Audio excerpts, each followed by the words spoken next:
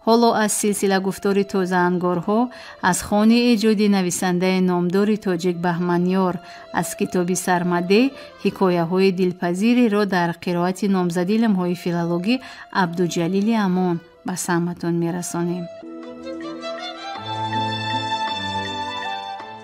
مادر چون فرشته آسمان سبک و بی آواز راه می گردد و چون همه روز با دستشو و دستمالی مانند قله های شنابرز سفید سری بستری من، محبسی من، تابوتی من حاضر می شود.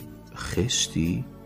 و همیشه همین یک سؤال را می دهد و برای آن جواب نمی خواهد، زیرا گمان دارد که من گپزنی را چون راه گردی فراموش کردم. اما من خود را چونان وانمود می سازم که گویا چیزی را پی نمی برم، چون همیشه می گویم صبح بخیر مادر. مادر به جنبش لبهای من می نگرد، چیزی را تخمین می کند و تبسم. اگر باران نبارد ما تو را روی بام می براریم. البته می براریم. چرا من با تو چون بابونه صحبت کرده نمی توانم مادر؟ اگر باران نبارد ما را روی بام می برارند. همین طور گفت مادرم. من حالا حس می کنم که امروز باران نمی بارد. پایهایم درد نمی کنند. از بام انبار گذری پایان سرمده خوب نمودار است. گلدره و قله های برفپوش شنابرز نیست. در گلدره چشمه هست که میگویند نیت نام دارد. مامایم همیشه میگفت که مرا پشتاره میگیرد و به چشمه نیت میبرد. یک کف آب مینوشی و در دل سخت نیت میکنی که به تو شفا بخشد، تا بده نرسیده مثل گل شفا میابی. اما نیتی مامایم که چشمه نیت بود اجرا نشد. وی ماهی گذشته بناگاه به قول مادرم صحت مرد. جای او در همین خانه پهلوی کتی من بود. من شبها خوراک کشی او را گوشکنان آرام و آسوده خواب می رفتم. شبها وی به من افسانه می گفت. آنقدر افسانه می گفت و می دانست که تنها با خواهش من یگان افسانه را به تکرار حکایت می کرد. بعد یک شب من از خواب بیدار شده پی بردم که وی مرده است. چنان مرده بود که گویا چون همیشه خوابیده باشد. تنها خوراک نمی کشید، نفس نمی گرفت. من نترسیدم. من گویا مرگ او را پیشکی می دانستم. خودی او نیز مرا به این آماده می ساخت. روزهای آخری عمرش زود شکایت می کرد. استخوانهایم آرد گشته، گوشت تنم مومیا شده است. اما وی همچون خنک‌نام از چی سبب به بردن من رغبت ندارد. دری کسانی را انگشت میزند که انتظارش نیستند. ماما چرا تو او را انتظاری میکشی؟ من وی را انتظاری نمیکشم. بچه کم من وی را دعوت میکنم، زیرا پی میبرم که ساعتی دمگیری رسیده است. بچه کم ندا میکرد وی مرا همیشه. بچه کم بگذار من به تو را مادرت پرستاری کند. بگذار وی قرضی مادریش را بجا آرد.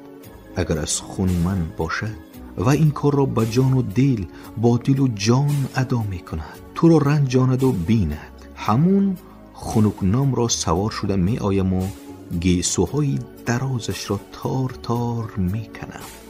مامایم یگانه شخصی بود که من از گفتن اندیشه هایم استحاله نمی کردم. وی هم با من صحبت کردن به قول خودش روز را کور کردن را دوست می داشت. با چشمانی فرشته صدقه بچه یکم گپ زن بچه یکم.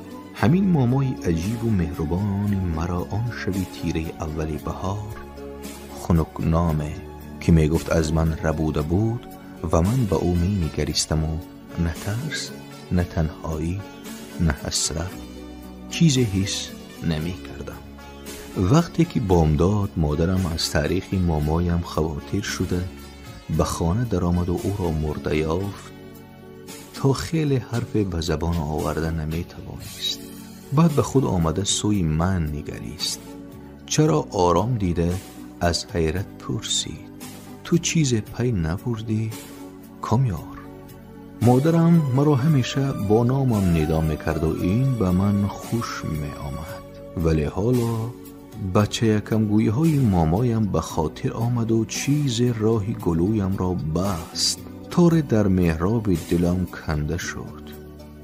مادر انتظار جواب بود و به من می نگریست.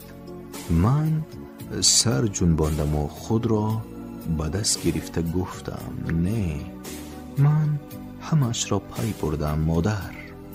اما مادر آن وقت مرا نشنید. بعد آن حادثه کسی آواز مرا نشنید. مادر با ترس و هراس به جنبش لبهای من می نگریست و بیمدار بین بستر من و مامایم به زانو افتاد. گاه به من می نگریست و گاه به مامایم و من پی بردم که وی نمی داند به دامنی کدام ما سر مانده های بگیرید. مرا روی بام می برارند. پدرم مرا آزاد روی دستانش برداشته، مادرم کتی سیاره را زیر کش گرفته روی بام می برارند. این بام انبار است و یک گوشش به فراز پیوست.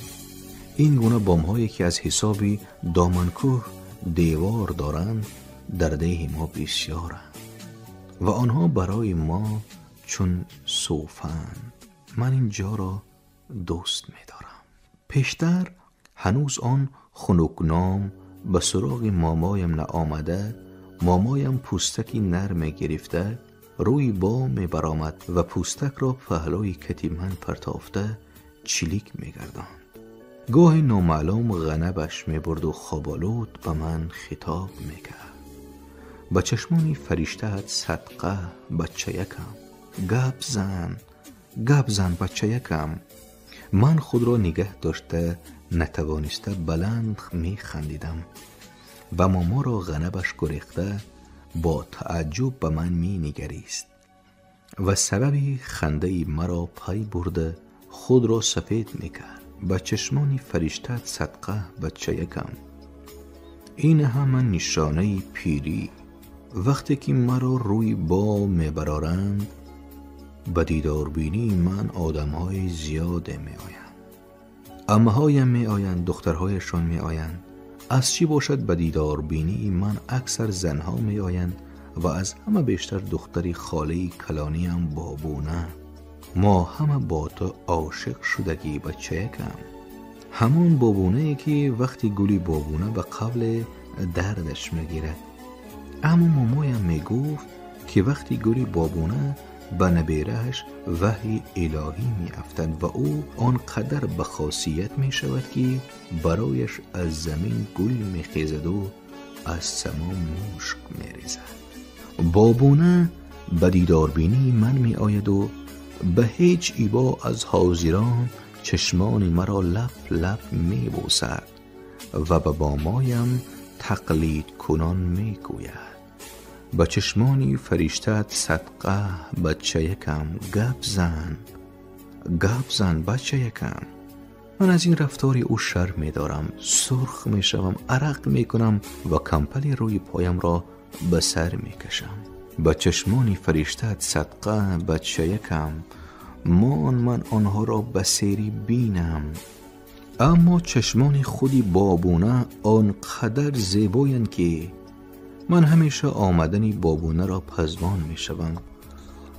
او را دیدن برابر آوازش را شنیدن برابر دلم به تپش می آید. وی مرا افسون می کند. وی مرا تو بچه یکم را راهگر نکنم شوهر نمی کنم قسم خورده است. وی امروز از چی باشد به دیدار بینی من کسی نمی آید. من به این دیدار بینی ها آنقدر عادت کردم که حالا ناآمدن آنها دلتنگ می کنند مرا.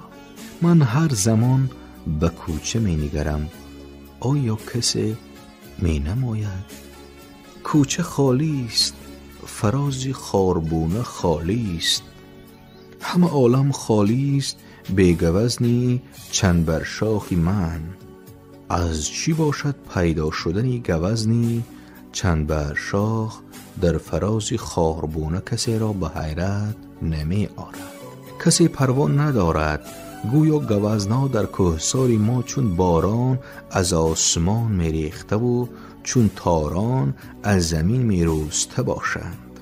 حالان که کسی ندیده است گوزن را در این کوهستان، از این رو من سرور بدل حس می کنم. من باور دارم که گوزنی چند بر شاخ محض به دیدن من از کدامین دره دوره، از کدامین بیشه انبوه می آید. یا شاید این گوزنی همان قالی است که سال گذشته پدرم برایم تحفه آورده بود. آن قالی را پهلوی بستری من به دیوار زدند و مامایم دعا کرد بهر دلی بچه یکم، الها چون آسمان کبودی این قالی کشاده باشد، سرسبز باشد، چون برسکان این قالی چالاک و دونده گردد و خصم را پس سر گذارد، چون چند بر شاخهای این قالی. آمین. حاضران همه دست برو کشیدن، حتی پدرم که کلویش های دینی و دهری مامایم را هزل میکرد با یک جدیت دست برو بود. چند بر شاخها گفت مامایم جانورهای قالی را که گرگ آنها را دنبال گیری میکرد گوزنها اصلاح کرد. مامایم را بابونه. همه گوزنها روپیش با هراس میتاختند غیر از یک گوزنی عظمتی که تاختش را سست کرده بود و به قفا می نگریست. گویا از قسمت گوزنان و خاصه بر گوزنی که کمی از رم قفا مانده بود خف می برد.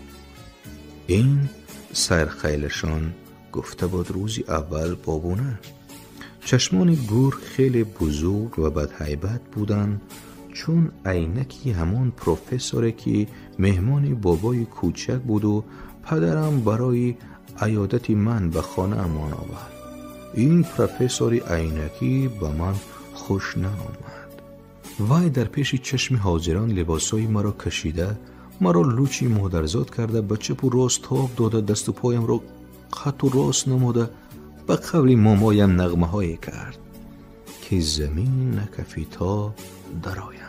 خیر در پیش نظری ماما، مادر و پدر مرا لوچ نمودنش درد سهل بود، اما در نزدی بابونه همون وقت به آن قالی نگریسته و بر گوزنی قفا مانده دلم سوخت، چون سوخت که فیلفور میخ یافته گرگ را در جایش مخکوب کرده ماندنی شدم تا از جایش جنبیده نتواند، تا چند بر شاخهای زیبا به چنگش نافتند. اما مامایم نماند. دیده ایستاده‌ای که در نیافته است و نمی یابد هم. میبینم که در نیافته است، افتد که در یابد. مثلا شب که من آنها را نمیبینم. من شبها گرگ گرسنه را دست کنان میافتم و از گردنش میداشتم. بعد آرام و دلپور در همان حال خواب میرفتم. مامایم پس از چند شب از این رفتار من با خبر شد و به دهشت آمد. همان زمان به پدرم امر کرد که قالی را از خانه کند و به جای دیگر برد. پس از آن حادثه مرا هر یک حرکتی مرا مشاهده میکرد. کسی حق نداشت که به بازدیدی او چیزی را به خانه آرد یا از خانه برارد. کجا باشد مامای من حالا؟ من دلتنگ باز جانب کوچه می نگرم. مردی تفنگداری را می بینم که از کوچه های تنگی گذری پایان گذشته جانب کوه می رود. کدامی را خماری شکار گرفته است، از زیل می گذرانم. اما چرا این قدر بی وقت؟ سر او سودای. همینطور می گفت مامایم. من باز دخترچه‌ای را در گذری پایان می بینم که خود به سر خود حکرین بازی می کند. نوارک سفید خالخال روی مویش گلپرکی بازاری را به خاطر می آورد. دخترک یک می جهد و گلپرکی بازاری تاری سرش برابری جهیش پرپر می زند. چنون پرپر می زند که گویا حالا از موی سرش کنده شده به هوا می رود. پرواز کردن چقدر خوش باید باشد. من غیر از ستاره ها و پرندگان نیز حسد می برم مادر، زیرا آنها را نمی توان به بستری نرم بست، زیرا آنها را نمی توان به بستری چون آبهای زمستان سرد غرق کرد. پرنده ها برای خود تابوت نمی سازند مادر. روزهای آخر از چی باشد من پیش خود به مادرم خطاب کنان سخن می گویم. چرا کسی به دیداربینی من نمی آید؟ چرا در ده کسی غیر از آن دخترکی خمپستی به نظر نمی نماید؟ مبادا یگان حادثه ناخوش روی داده باشد. مبادا مامای کدام همین طور صحت مرده باشد. من از جای خود نیمخیز شده گوش می دهم. من آواز گریه را نمی شنوم. من ده را چون همیشه آرام و استوار می بینم. فقط من از نآمدن بابونه زقم، هرچند که به اقرار این خطا پیش خود شرم می دارم. هرچند که بابونه از من 10 سال کلانه است و این سال مکتب را ختم کرده. بیایید بهترش در این باره فکر نکنم، وگرنه دلم گنده می شود و خاری هم آمده گریستن میخی. به هر حال اگر حالا بابونه می آمد، من درباره خوابی دیدم گوزنی چند بر شاخم حکایه می کردم، زیرا من غیر از بابونه با دیگر کس صحبت کرده نمی توانستم. بابونه به عمق چشمانی من می نگرد، به چشمانی فرشته صدقه بچه یکم. بابونه به جنبش لبهای من می نگرد. گپ زن بچه یکم. من به فراز خاربونه می نگرم. من در فراز خاربونه گوزنی چند بر شاخ خود را می بینم. دلم از شادی سخت به تپش می آید. چنان به تپش می آید که گویا بابونه را دیده باشم. گوزنی چند بر شاخ سوی ده می نگرد و وجودی مرا سرور پخش می کند. این سرور چون موجی صبح از قله های شیدنزا شاریده به ده فرو آمده همه را غرق می کند. چنان غرق می کند که نفسگیری آسمان شده، روح و تن سبک گشته، کس پرواز کردن یا از ته دل فریاد کشیده رو به کوه و هامون نهادن می خواهد. این دم من خوانشی کبکان فراز یلما را می شنوم.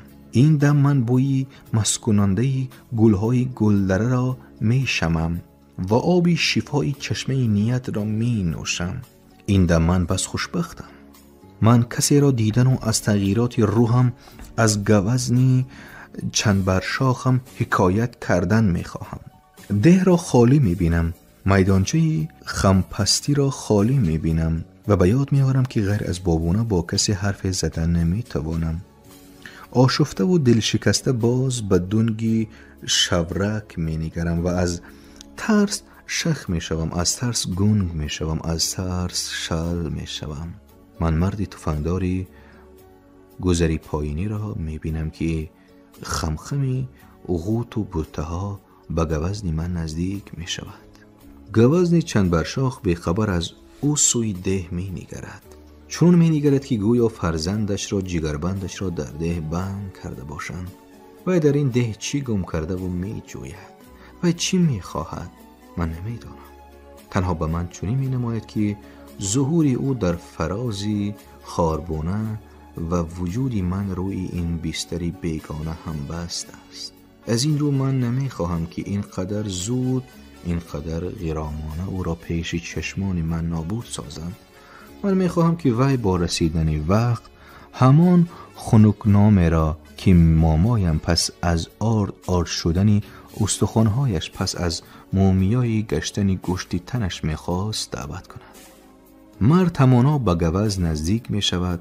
مرد چون دزد، چون راهزن، چون شبرفت پسی غوت و بوته ها خود را گرفته نامعلوم به گوز نزدیک می شود. اینک وی در مسافه ترس قرار میگیرد. اینک وی تفنگ را با شاخ بوته استوار میکند. اینک وی نپرانید داد میزنم من. آوازم در تل و تاله ها عکس انداز میشود و تعجب نمی کنم. نپرانید فریاد میزنم من. از جای خسته فراز را به پایهای خود بالا میشوم و تعجب نمی کنم. تنها از آن در حیرتم که صدای تیر را نمی شنوم. تنها از آن به حیرتم که گوزنی چند برشاخ به استقبال من شتافته شکلش را تغییر می دهد. صورتی بابونه را می گیرد. بابونه‌ای که به پیشواز من می تازد و با تمام آواز فریاد می زند.